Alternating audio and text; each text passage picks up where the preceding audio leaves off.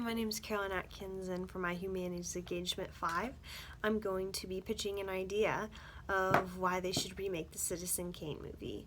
The Citizen Kane movie was originally written and directed by Orson Welles in 1941. The main idea of the movie is this really rich man named Charles Kane. Just on his dying bed in the first scene, he's dying, and his last words are Rosebud. Well, you know, that gets out to the reporters and his family and friends, and everybody knows that his dying words were Rosebud. And this one newspaper decides to figure out why. So they send out this one reporter to figure out why. And he goes around to the family, the friends, his wife, just anybody who knew him well enough to figure out why his last words were Rosebud. And so the whole movie, the reporter goes around, asking his co-workers, his employees, his wife, just anybody who he would think would know. So as he's interviewing these people, you just see clips of his life, just starting from childhood all the way up onto his death. Just little clips of his life and what his life was like, just from their point of view and just what happened throughout it all. It's really just brilliantly thought of, brilliantly directed and created for the time that it was made in 1941, when they didn't have a lot of resources or a lot of money to make movies like this. I think this movie could be remade into a great movie for a contemporary audience. I think it would be a hit to remake this movie. Just the brilliant storyline, and just it's really a cliffhanger the whole movie, because you just want to know what Rosebud means, and so you're just kind of waiting the whole time to figure out why. Well, I think some ways they could maybe spice up the old script would be to, of course, using like modern famous actors and actresses, but keeping the original storyline. I think it's a great storyline, and even though that might be a little hard because the storyline's so great, but it would be hard to keep it because of today's modern, ideas, and, just young people wouldn't be able to relate to the problems that maybe Kane had, or his wife, or anything like that. Some of the problems that they faced were huge problems in 1941, but today it just wouldn't be relatable to the audience. And people are just so always about like, oh man, I feel like this person in the movie, always wanting to relate to someone or comparing, and it would just be hard to do that based on movie and actresses and time period that's 80 years old. So just like changing, maybe substituting some of the problems and solutions for new ones that are relatable to a younger generation now in 2018 instead of 1941, just to modernize it.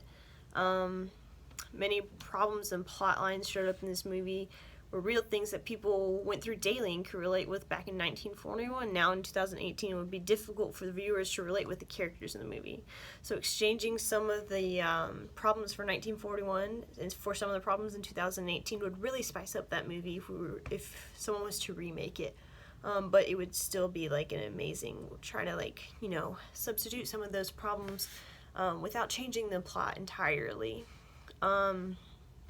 It was obviously an amazing movie, and just for 80 years old, had great camera work, honestly. Just looking at the, what they had to work with for using film technology that they invented 80 years ago was just incredible. They were able, movies hadn't been out incredibly long, especially, movies like with words and all this stuff, not too long, not enough for them to greatly develop their techniques and all this kind of stuff. And for them to not be able to haven't been doing that for a very long time, they did a great job. Because, you know, just some of the scene fades they would show, like when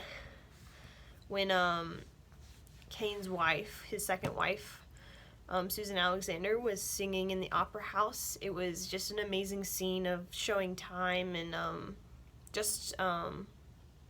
you know, they would fade all the way up into the rafters where the guy was holding his nose because she was a bad singer. And so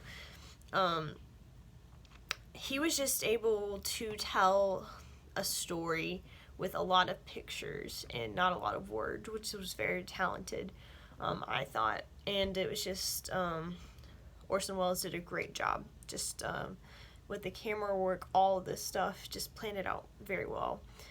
And another great scene was when he would show time, like when him and his first wife, Charles Kane and his first wife, Emily were sitting at the table, and they would see each other only for breakfast, you know.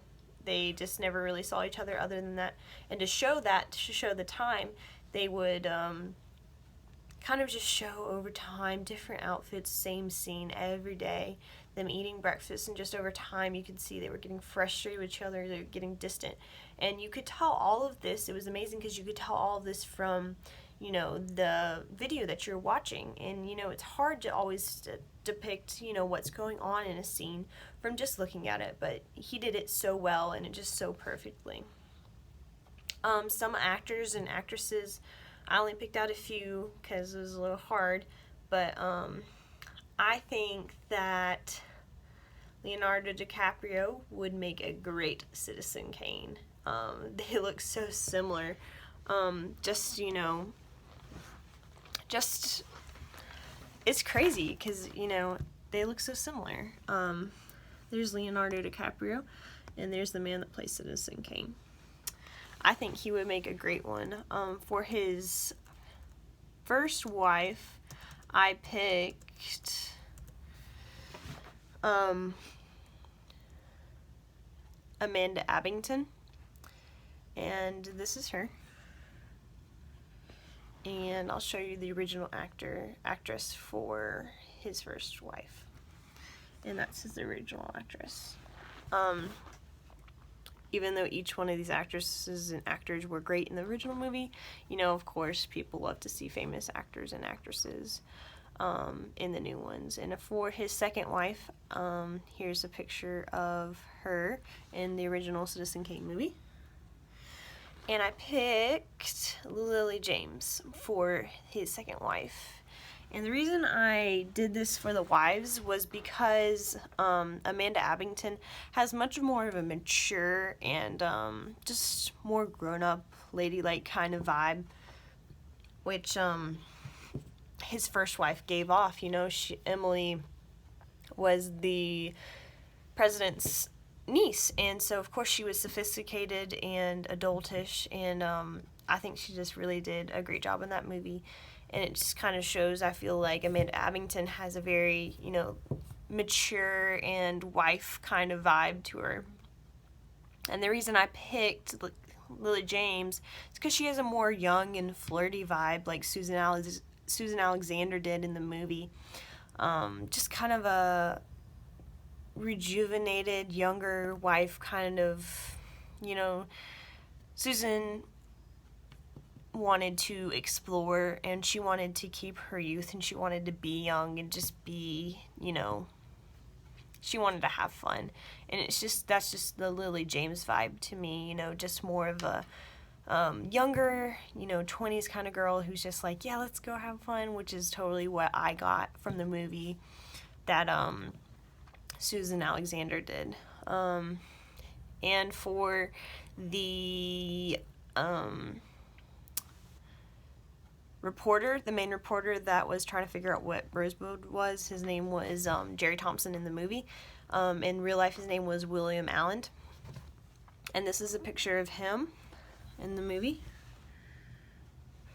And for his modern day actor, I picked Matt Smith. The reason I picked Matt Smith was because he's always had that kind of like spunky reporter vibe to me, you know. He just looks it, and he's just such a great actor. But yeah, that's my pitch and idea for rebooting the movie Citizen Kane.